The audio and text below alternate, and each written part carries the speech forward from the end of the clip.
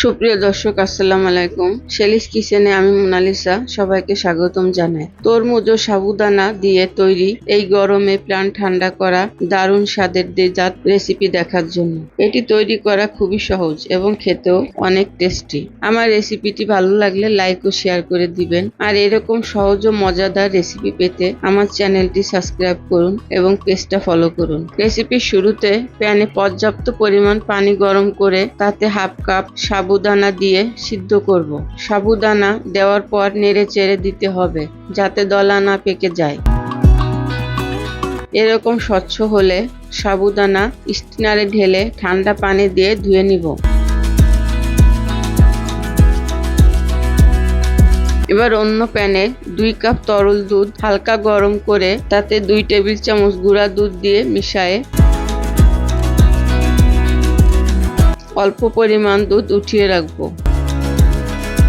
এরপর 1/3 কাপ চিনি দিয়ে মিশিয়ে অপেক্ষা করব ভালোভাবে বলক আসা পর্যন্ত। চুলার আঁচ হাইতে থাকবে।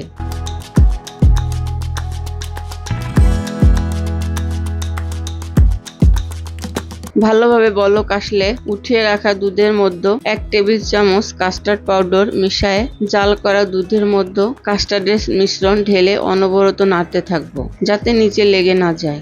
এই পর্যায়ে চুলার আঁচ মিডিয়াম টু লো এর মাঝামাঝি থাকবে।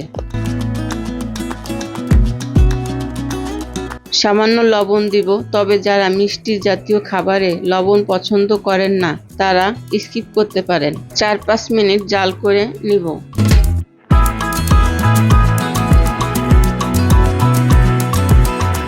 চার 5 মিনিট জাল করার পর এই পর্যায়ে নামিয়ে নিব। জাল করা দুধের মিশ্রণ বেশি পাতলাও হবে না আবার বেশি ঘনও হবে না। নামিয়ে ঠান্ডা করে ফ্রিজের নরমালে 1 ঘন্টা রেখে দিব। 1 ঘন্টা পরে ফ্রিজ থেকে বের করা দুধের মিশ্রণে সিদ্ধ করা সাবুদানা মিশাবো। মিশানো হলে কিছু পেস্তা বাদাম ও কাঠবাদাম কুচি দিয়ে 1 কাপ বিচি ছাড়ানো তরমুজ দিয়ে মিশিয়ে সার্ভিং গ্লাসে ঢেলে উপরে কিছু তরমুজ কিউব দিয়ে রুহ আফজা দিয়ে ঠান্ডা ঠান্ডা পরিবেশন করব। আশা করি আমার আজকের এই রেসিপিটা আপনাদের ভালো লেগেছে।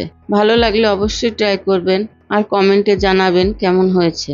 সবাই অনেক ভালো থাকবেন, সুস্থ থাকবেন। আল্লাহ হাফেজ।